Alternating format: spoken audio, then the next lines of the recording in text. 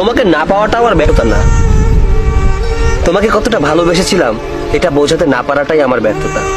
শোনো, তোমাকে একটা কথা বলি, কারো ভালোবাসা নিয়ে উপহাস করো না, কারণ কার সময় কখন কিভাবে বদলে যাবে সে নিজেও জানে না। তুমি আমাকে মিথ্যা ভালোবেসেছিলে এটা ভেবে আমি দুঃখী না, বরং আমি দুঃখী এখন থেকে আমি কাউকে আর বিশ্বাস করতে পারবো না। কিছু সম্পর্ক ভাড়া বাড়ির মতো, যতই তুমি সাজাও না কেন ওটা কখনো নিজের হবে না। লবণ ছাড়া যেমন তরকারি স্বাদহীন, ঠিক তেমনি বিশ্বাস ছাড়া একটা সম্পর্কও মূল্যহীন। বেঈমান ধোঁকাবাজ মানুষগুলোই ভালো থাকে, ভালো থাকে না শুধু তাদের বিশ্বাস করা মানুষগুলো। আর এটাই সত্য। ভালো থেকো।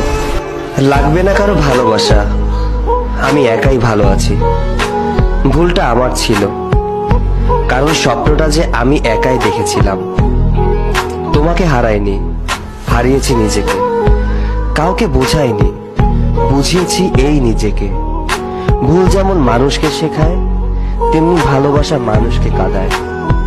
অন্য কারো হাতে নিজের সুখ আমানত রাখতে হয় না, কারণ সে হারিয়ে গেলে নিজের সুখটা আর কখনোই ফিরে পাওয়া সম্ভব নয়।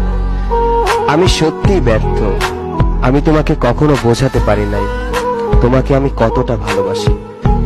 নীরবতার আড়ালে রয়ে যায় অনেক কথা, হয়তো ভালোবাসা, না হয় হৃদয়ে লুকানো অনেক ব্যথা। এটাই মানুষের জীবন, আর এটাই বাস্তবতা।